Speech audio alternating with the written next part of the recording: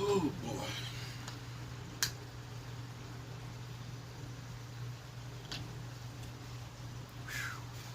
Well, hello, good people. Mark Holmes here, and as always, I want to say thank you all for watching, commenting, subscribing, and being part of the Joe Blue Sports Report.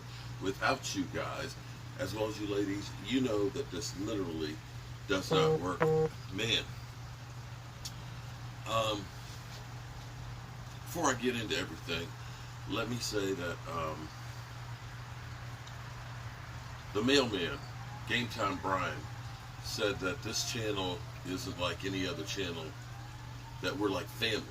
And I believe that is the truth. I feel like a lot of you guys have become part of my family and stuff. I can show you evidence of that, of the guys that all hung out with me during the draft, from David Wiley and Primetime Phil and Game Time and DMV. You guys are all like family, and it's not just those guys. Jet, who was also helping me at the Red Brick House and things, great fan, great at barbecuing and all that. Just keep him and his family in your prayers. His daughter's having surgery on her ears tomorrow and things, and just want to keep her safe and stuff, and let him know that we're thinking about him. You know, it's crazy because I just got finished doing the live stream with the guys, and it's like we bonded so much that we had to come together again tonight because we're in withdrawal of not hanging with each other and stuff. It's amazing that it's already May 1st. The teams are already deep into OTAs, voluntary workouts, lifting with each other and things like that. Dak's been working out with the receivers for a while and things at his house, and we're less than 3 months away from training camp. Somewhere around, the 20th or 20th to say 28th of July, training camp. So it's less than 3 months. So 2 months and say 3 weeks away from training camp. And it feels like this off season has gone a lot quicker. Last year seemed like it was taking forever, and I mean forever, for the season to get here. And I think it was because it was such a bad off season. We had so many different things that were going, from Jerry Jones' paternity suits. We had the guy in the front office who got let go because of voyeurism. I think that was last year. Was that the year before? We had, no, that was last year.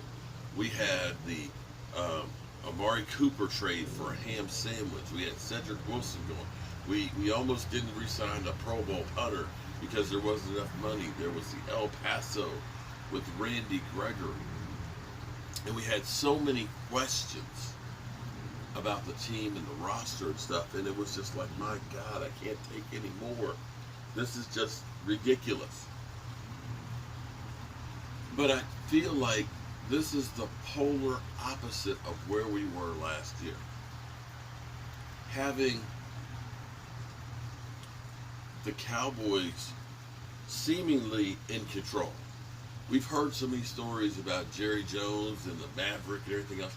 Unless they re-recorded the first round pick, it seemed like they were having rational discussions and making decisions that made sense. We, as Joe the fan, because we've been fed from all the talking heads about, this player is great, this guy is rated here, that, and the other, that we don't look at the Cowboys like they know what they're doing as far as drafting players. And as Jerry Jones said, drafting hasn't been our problem. Drafting hasn't been our problem. So there's that, from that standpoint. But this year, it feels like we're modeling the team after two teams. On the defensive side of the ball, we're looking at the Seattle Seahawks Legion of Boom. The moves that they made were to fill in for what they're lacking. For what they're lacking to protect their linebacker, Micah Parsons. You could look and say this defensive draft was about helping Micah Parsons be the best player he can be. The run stuff from the middle, the guy who can get some attention there. Getting a linebacker who can take up space and chase down from the backside is about a supporting cast to help Micah Parsons. And for Dak, it was about trying to get more weapons. I'm still worried about the offensive line, but apparently the Cowboys have faith in Matt Lewinsky and Josh Ball to kind of cover that guard position, or they're going to put Tyron Smith back at his left position and move Tyler Smith back to guard. I don't know, but they seem to have a plan, a game plan that hopefully will pay dividends. The thing that kills me is the Eagles fans. They are so needy. They literally live on my channel. They're probably 25% of the people commenting. And when you respond to their comments, then they always say, well, you can't keep the Eagles out of your mouth. You must be scared. No, I'm just interacting with you because you're here. And then turn around and say, Cowboy fans are so needy. I'm not on your channels begging for attention. I can't understand that one. But hey, I appreciate the views. I appreciate the thumbs down, the thumbs up, or whatever you guys are doing. Keep it up. YouTube algorithms loves the interaction. But in all seriousness now, thus far, I feel really good about where the Cowboys are. For the first time, I still can't believe that we took a defensive tackle in the first round, but they said we have that interior defensive lineman ranked that high in forever, and that's why they did it. I don't care why they did it. I'm just glad they did it. And beginning to watch some of the film with some of these guys, man, we have some guys that will definitely be able to get in here and fill a great role. So, with that being said, I'm going to get in here because I got to get back to the Red Brick House, get back to work on that. We lost a week because of the draft. And I want to try and get that back on track. I've got to get some stuff done for the re-inspections, because I'm hoping that by the end of the week we can actually start hanging drywall in there. Oh boy.